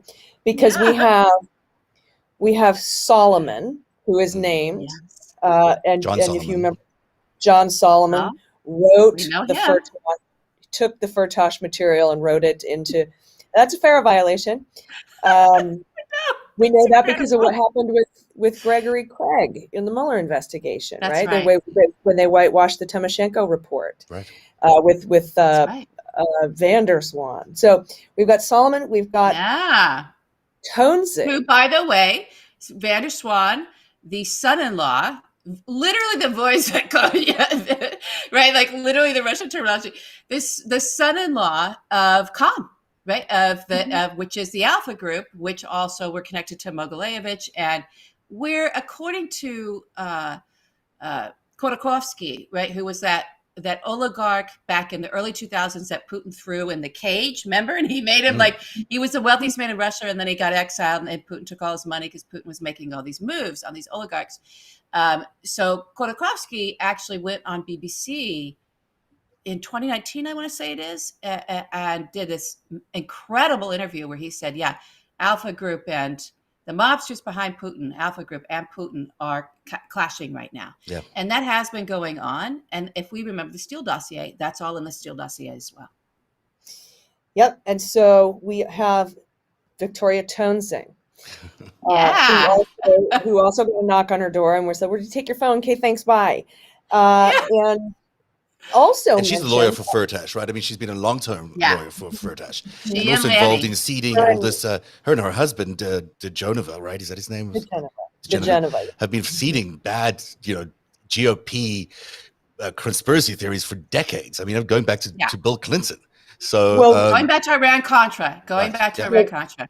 So, Rudy and Dejonova were responsible for leaking the Wiener laptop to the FBI New York field office, and we still haven't seen that report from the Inspector General. So we've got those guys in this particular warrant. And then we also know that they were searching for communications between Rudy Giuliani and Tonesing, Rudy Giuliani and Partisan Fruman from the Partisan Fruman Show, and I love communications between Rudy Giuliani and LB Zev. You know who this is, Derek Harvey. Remember aide to Nunes, who was Nunes who was running around. So that's interesting. That goes back to the impeachment. This goes back to spring. This is a group that was assembled in spring of 2019 around fraud guarantee. They were getting information from Firtash, who is funded by Mogilevich. But this is different to what we got reports last October that Rudy Giuliani was being investigated for, which I think he may already be indicted for, but I don't know yet, which is that's the intelligence operation of the Hunter Biden laptop with the guy in the Delaware Mac shop and the emails that were generated in Ukraine. Yeah. I can't. They're just running ridiculous ops with mobsters and spies. That's what this is. That's how it is. My question for you is, if they are just now serving this warrant, we know that it was blocked by Jeffrey Rosen. They wanted to do this earlier, but the previous guy's Department of Justice wouldn't let this warrant be executed. So Merrick Garland lifted the block, but you can't just execute an 8-month-old warrant, a 6-month-old warrant. You have either prove that the evidence that you were looking for 8 months ago is still in the apartment and it's still in his phone, which it probably is, because let's be honest, Rudy ball dials people. Or they have to have some new piece of evidence. That's right. That did this. So there are so many investigations going on into Rudy Giuliani. This is just one of them. And to me, it implicates so many people. And it could potentially implicate so many people. We know that Rudy Giuliani met with Brian Benczkowski and Bill Barr to try to get Firtash off the hook for his extradition. We know, I mean, there's Brian so Benczkowski, who before Donald Trump put him as head of the Organized Crime Division of the FBI, which is the mobster division, everybody, right? Was the lawyer for Alpha Bank. Another Alpha Bank lawyer. There's also, there's just the natural gas resources that these guys were bidding on. I mean, do you remember Parnas and Furman and Giuliani were involved in a partnership to get a natural gas pipeline license out of Ukraine? Yeah. So that's worth billions of dollars right there. And then the operation against the Yanukovych, the ambassador, that was involved $500,000 bribe. So there's Now, there's stuff in there that is still very, very real. And Daniel Goldman that's was right. on TV today saying that this was the financial side of the impeachment Daniel. trial. So that's Yeah. probably a little bit of that they're looking at. Which is Yeah, and interesting. you're right. You're right, Allison. There's I do think, and Daniel was saying this, something freshened that shit up. So I don't think it's just like we know where the comms are.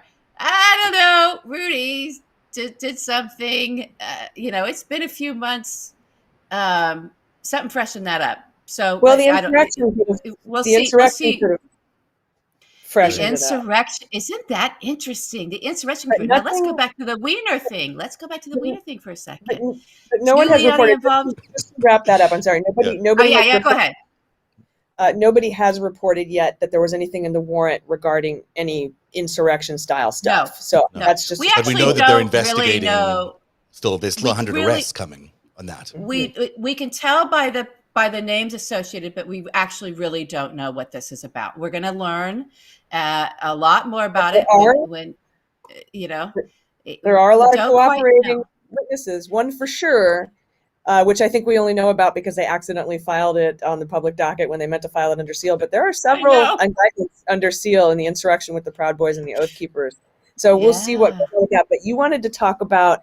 You wanted to go back and talk about The Wiener the laptop. Wiener laptop. Well, I just want to talk about the Wiener, the person who actually took, just to bring everybody back around with how deep Rudy is in every single aspect of this sort of attack on America that was the last presidency. I don't know what else to think of that, right?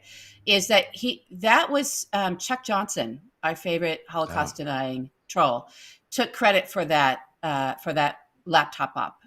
Now, he tends to boast about things. He does, but he does no weave. This guy's got a long history. And so there's Rudy in there, right? Yet again, messing around, right? Trying to run ops. Rudy thinks he's a spy. I'm sorry, you guys. He does. He thinks he's like an intelligence officer, and he It's like thinks he can do watching- this stuff. He thinks he can run around. And I will tell you something. I know one to this day still, a big intelligence officer, not that I'm related to even, that knows how to, that actually has run this kind of stuff and did for past administrations.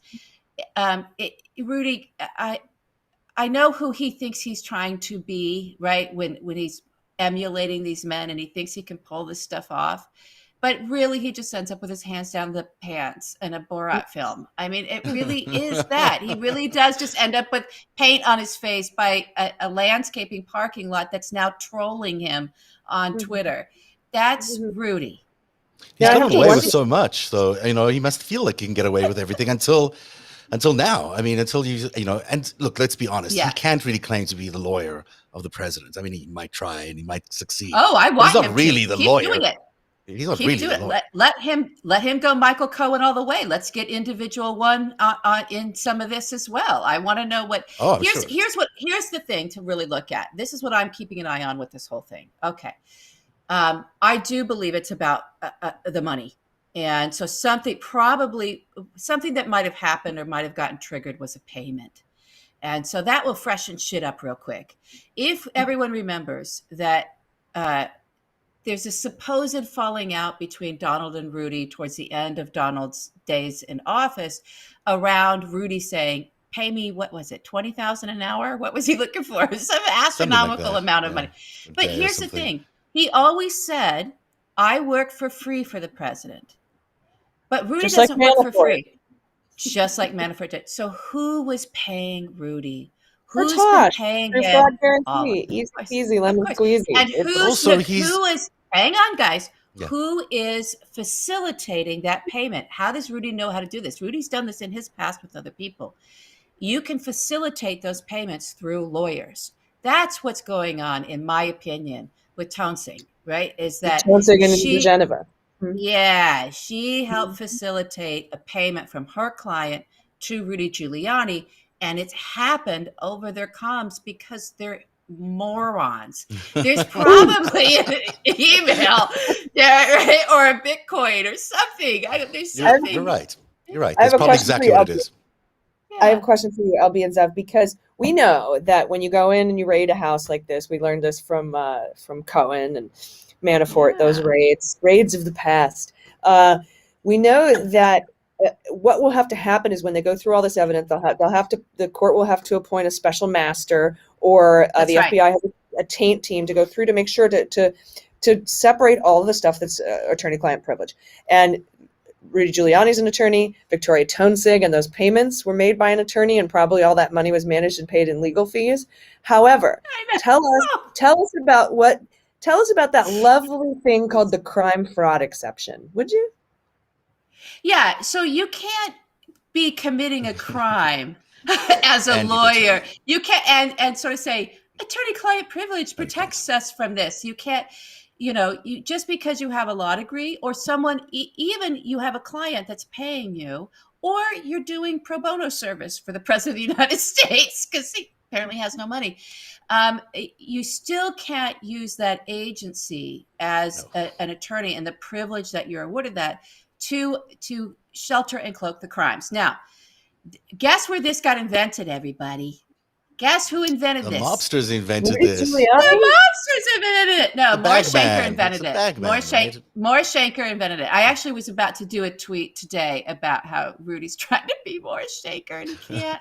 So just to give you guys some old mod history. So Morris Shanker was the attorney for just about every mobster on the planet back in the 30s and 40s. But Sidney Korshak, who was like sort of an original major mob boss that no one ever talks about except me. I'll end up talking about this motherfucker for a while, fairly soon. And what Morris did was he used that attorney-client privilege to also be a mafia boss, right? And eventually got nailed for the frauds that he was running with these guys. He was a part owner in the Sands Casino. He was like doing deals with Howard Hughes under the table. There was like intelligence operations running through all those casinos. So this kind of mixed up world of mafia attorneys, right, or criminal attorneys that are also criminals that are trying to both simultaneously run rackets and work deals with the government because they have one foot in with the government as well. And so they think, okay, I can get off because I'll hand you somebody bigger, or I'll hand you somebody dirtier, or I'll give you the inside scoop on some big investigation you're doing into that might have counterintelligence, tentacles into it. It sounds like this big fantasy world, you guys, but that's really what they do. That's really that's what Leslie Wexner did for years. This is what these guys do. Okay. And when they have the cloak of attorney, they try to get away with that privilege. And the mobsters that they're doing business with think, oh, it's my attorney. No one will talk to my attorney. It takes you right to Tom Cruise in The Firm and how he had to do the deal at the end of the movie with the syndicate bosses, right? Of like, I'm your attorney. I'll just be this floating ship that never moors, right? Because I can keep all this with me. As long as he's also not committing a crime or using that shield to commit a crime. Michael Cohen committed a crime. He was doing dirty business. And Rudy, I think we will probably find out that Rudy was too. I think we will. And I think, this is reverberating in Mar-a-Lago, I'm sure, quite in a big way tonight, and also in the Kremlin. I mean, this is the Kremlin's mobsters. These are their guys. So, if Putin's not having a good day knowing that this is going down, because, there's communications that are not far away from him in terms of this. Well, sometimes I think Putin is watching what Giuliani does, and it's just like, oh God, right? because Giuliani's trying to be, like you said, trying to be one of these spies. Just like it reminds me of Jacob Wohl and Berkman trying to pull off the what Cambridge Analytica was doing with the robocalls and the Rust Belt states. Yeah. But something else, LB, I wanted to bring up too, and I find Allison, this. Can you hold on that? I got to take another break, and then we'll get on the other side, and we'll ask some more if LB can stick around. Can you, LB? I'll stick around for Allison. Okay. Yeah, All this right. is gonna be a play. We'll be right back, guys. All right.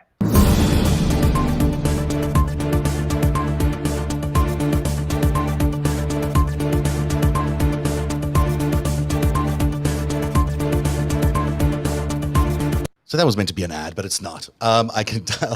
I don't know what happened to it. I'll look for it. Okay, wait. What was Allison? What were you asking? Yeah, ask the question, and I'll see if I can find the ad in the meantime.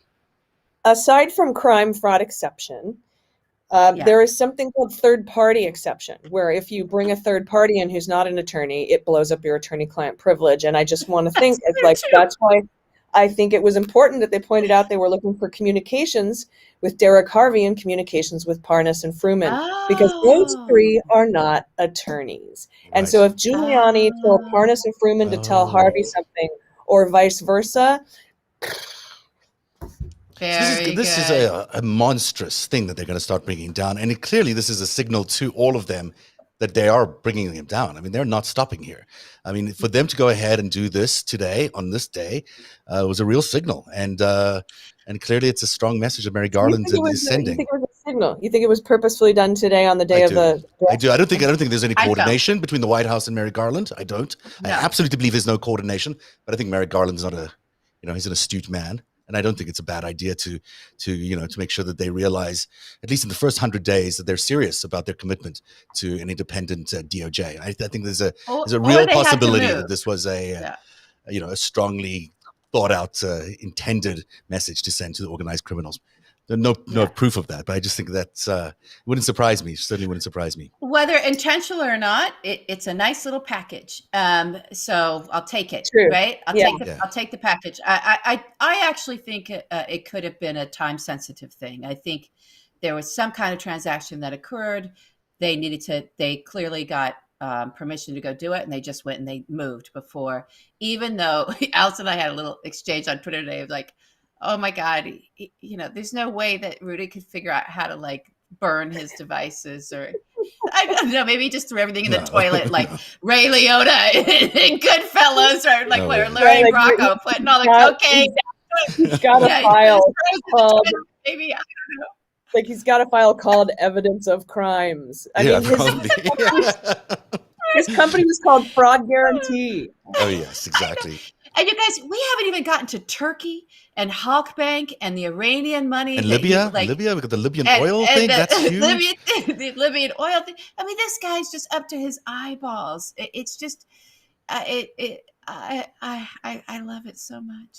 It just I was a think it good too. day. Yeah, I don't think it was. Yeah. I don't think it was coordinated or on purpose. Personally, I think they just because Really? I mean, come on. This is such a, this is theater, right? They do it all. They do it for a reason. They don't just do it. I don't think so. I don't think this. It's- I don't. But it's Maybe I'm so cynical. I spent too many years as a journalist to realize that this is how they do this.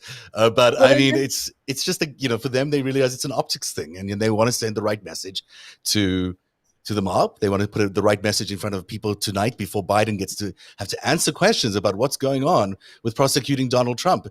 They don't want him to have to answer that many tough questions on that tonight. So they do this thing in the morning, make sure that they realize that there's still a clear message to everybody that the investigation continues. That's an interesting theory. But I'll give you the reasons why I don't think it was. First of all, it's the sovereign district of New York, right? They take no, I mean, I think that they are working independently, and I think Biden would keep his promise to do that. Unless they're scheming in the Southern District of New York to be like, wouldn't it be funny if we did that? You can have. I'm sure there's no coordination. I'm sure the White House is not getting involved in the decisions, but I do think that there's possibly, astute enough people politically inside the SDNY and within the DOJ. Yeah, to but say, this is a good signal. They're a political organization too, ultimately. But if you have this search warrant, you don't hang on to execute it until a very cool politically prominent day. And that's the only one of the only reasons I think that it just would they kind of not have doesn't. waited? They would have waited for Barr. They waited for Mary Garland to get in because they needed to overturn the decisions, right? So they needed some. Well, okay. So let me chime in. Yeah. There was some. I do believe that there was some waiting because there was a lot of. I do. Well, this is an assumption, but I think we're going to find out. And there's reporting that points to this, that there was a lot of interference from Barr himself, and a lot. And so if you're sitting there going, well, the time's not running out on the crimes, your Justice Department officials, he was trashing them, shitting them.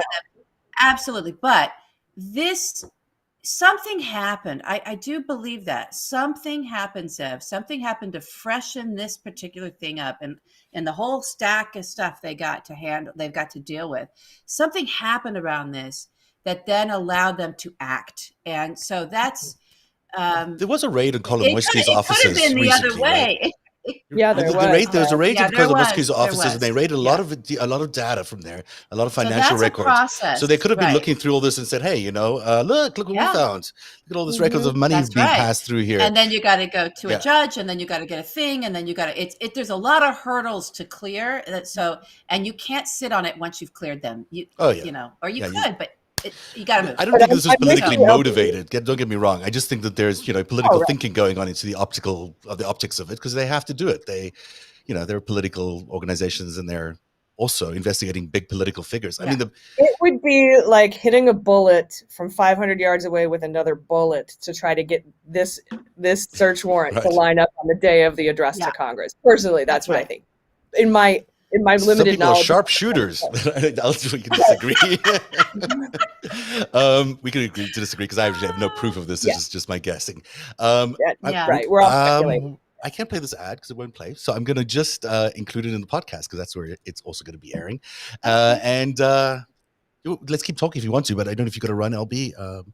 We can keep yakking. I got it. What time is it? I've got That's 15 all right. I'm minutes just going to left. be doing coffee all night here. Oh no, we have to go. This is the end of the show. Look at the time. It's so much fun hanging out with you that I didn't realize it was already time to go.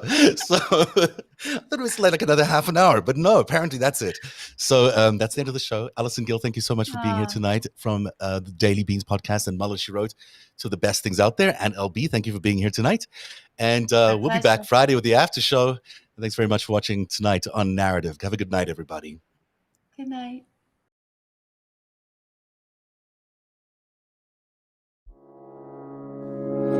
Narrative is funded by viewers like you. Support our independent journalism at patreon.com/narrative.